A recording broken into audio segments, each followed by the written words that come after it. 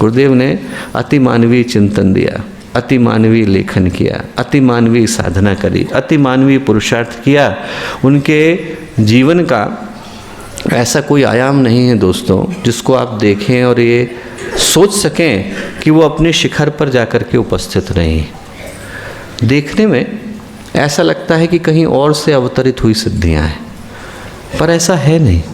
ये जो शक्तियां हैं, ये जो सिद्धियां हैं, ये जो विभूतियां हैं और ये जो चमत्कार हैं, ये हैं मनुष्य के भीतर ही, और परिष्कार के पथ से गुजरने के बाद हमें प्राप्त हो पाते हैं। और ये जो परिष्कार का पथ है, इसी का नाम साधना है। साधना यदि ध्यान से देखें तो किसी और चीज़ का नाम नहीं है, बल्कि हमारे ही व्यक्तित्व के अंदर, हमारे ही अस्तित्व के अंदर उपस्थित परंतु प्रसुप्त शक्तियों के जागरण के लिए किए गए पुरुषार्थ का नाम है। इस बात को जरा ध्यान से एक बार हम लोग सुने। इसलिए सुने क्योंकि बहुत बड़ा धोखा इंसान को ये हो जाता है कि सिद्धियों के लिए कहीं बाहर जाने की आवश्यकता है। बाहर नहीं जाना, तीर्थों में नहीं भटकना। सिद्धियाँ गंगोत्री में नहीं है, सिद्धियाँ गोमुख में नहीं है, सिद्धियाँ नंदनवन तपोवन में नहीं, सिद्धियाँ जो हैं किसी और के चरणों में नहीं है। सिद्धियों के लिए आदमी को अपने ही अंदर गहरे उतरना पड़ता है। किसी और लोक की यात्रा नहीं करनी, किसी और नगर की यात्रा नहीं करनी, किसी और जगह की यात्रा नहीं करनी। यदि आदमी को उन सिद्धियों को जागृत करना है जो साधना के अंतिम परिणाम के रूप में प्राप्त होती हैं, तो उसके लिए यात्रा यहीं से शुरू होती है और यहीं खत्म हो जाती है। आदमी को अपने व्यक्तित्व में गहरे उतरने की आवश्यकता है। संत कबीर ने बड़ी प्यारी सी बात लिखी है। उन्होंने लिखा है, जो तिल माही तेल है, जो चकमक में आग। तिल के अंदर तेल है, बाहर से देखोगे तो नहीं दिखता है। जो तिल माही तेल है, जो चकमक में आग। चकमक पत्थर के अंदर आग है, बाहर से थोड़ा दिखती है। जो तिल माही तेल है, जो चकमक में आग, तेरा साईं तुझ में जाग सके तो जाए। भगवान तो अंदर बैठा है, बाहर क्या ढूंढना। जो नैनों में पुतली, नैनों के अंदर पुतली है, जो मालिक संग माए, मालकिन मालिक के साथ बैठी है। मूर्ख उनको जानिए, बाहर ढूंढन जाए। बाहर किसको ढूंढ रहे हैं? अंदर ही तो है। भगवान अंदर है, सिद्धियां अंदर है, साधना अंदर है, परिष्कार अंदर है, शोधन अंदर है, साक्षात्कार अंदर है। उसका नाम ही आत्म साक्षात्कार, उसका नाम ही आत्मज्ञान इसलिए रखा गया क्योंकि उसके लिए बाहर जाने की आवश्यकता नहीं है, आदमी को अंदर उतरने की आवश्यकता है।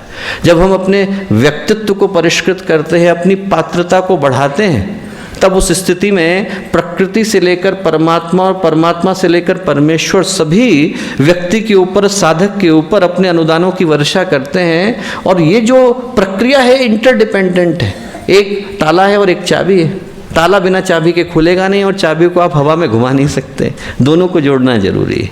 जब साधक की पात्रता बढ़ती है, उसका व्यक्तित्व परिष्कृत होता है, तो उधर से भगवान भी अपने अनुदानों की वर्षा करते हैं। ऐसा नहीं है कि एक के बगैर दूसरे का हो पाना संभव है, दोनों का जुड़ना जरूरी है। हमारा अंतर्मन उर्वर होता है, उसमें पात्रता का पौधा लगता है, पात्रता का पेड़ लगता है, तभी उसमें सिद्धियों के फल आ पाते हैं। ये ठीक बात है कि भगवान कृपा करते हैं। ये भी ठीक है कि हम लोगों को दिव्य शक्तियों का सहयोग मिलता है, पर प्रयत्न, पुरुषार्थ, परिष्कार इंसान को करना पड़ता है। जो दूसरी चीज़ याद रखने की है दोस्तों कि एक तो साधना से सिद्धि के लिए बाहर नहीं जाना, भीतर जाना है। दूसरा, किसी और का सहारा नहीं लेना।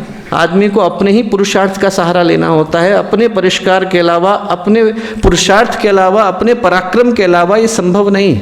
यदि कोई ये सोचे कि हम बाहर चले जाएं, लोगों के मन में मान्यता हो जाती है कि साहब बाहर आपने पैसा चढ़ा दिया।